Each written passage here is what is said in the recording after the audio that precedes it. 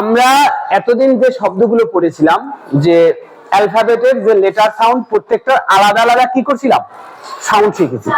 সেই sound blending করা শিখেছি খুব সহজ সহজ রুল দিয়ে।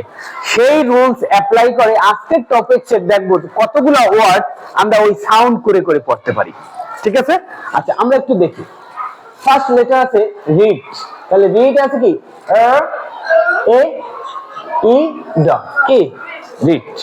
এবার আছে দ ই দি, তাহলে দ টি এইচ একটা কি আমরা শিখেছিলাম, ডায়াগ্রাফে শিখেছিলাম, তাই না? এই ইটস, চ ই ইন টিফিন, চ আই টাইম। এখানে কি আছে বলতো, এখানে লং সাউন্ড আছে, এই যে আই ই, চ I time, L X lets, it, who else, like, us us. এই দেখছো এই সিবিসি ওয়ার্ড, এখানে কি আছে ইট সিট।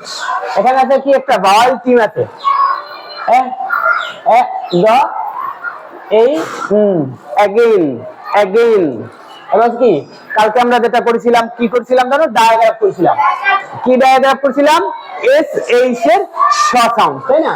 এই ডাউনিতে কি ওয়া, আইতে কি ই, ওয়া ই কি হয় উইশ।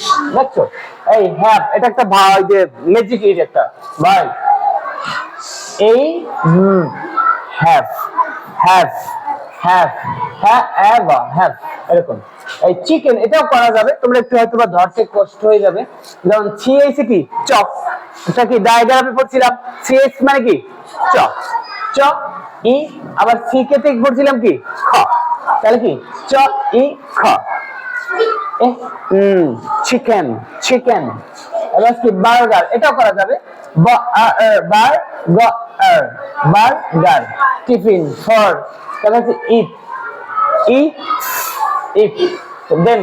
এখানে কি ডায়াগ্রাম আছে, টিএইচ, টিএইচ এর কি ডায়াগ্রাম আছে। আমাদেরকে ডায়াগ্রাম বা ভয়েল টিম গুলো ধরতে হবে, অর্থাৎ ভয়েল টিম মানে কি দুইটা ভয়েল মিলে যে সাউন্ডটা দেয়। এবার দেখো টিএইচ দেন, টিএইচ কি হয় দ, হ্যাঁ দ, আর একটা দ আর থ দুইটা আলাদা আমরা শিখেছিলাম, দ এ এম দেম।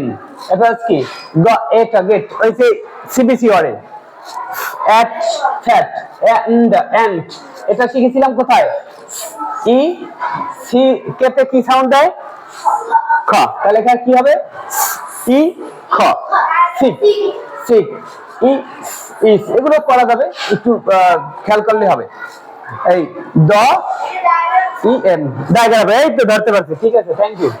ডায়াগ্রামের এখানে আছে কি এক আছে, এক আছে, এটা আছে কি ব্লেন্ডিং আছে, এটা ওই কনসোনেন্ট কনসোনেন্ট বি আর কি ব a bread, A N D and, A and and.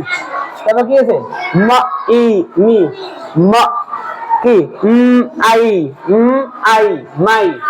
অর্থাৎ দেখো আমরা খুব সহজ কয়টা রুল শিখি, এই টেক্সট, আজকের টেক্সট থেকে এতগুলো রিডিং আমরা পড়তে পারবো। অর্থাৎ এই শব্দগুলো কি সবই কি করতে পারবা, আমরা উচ্চারণ করতে পারবো।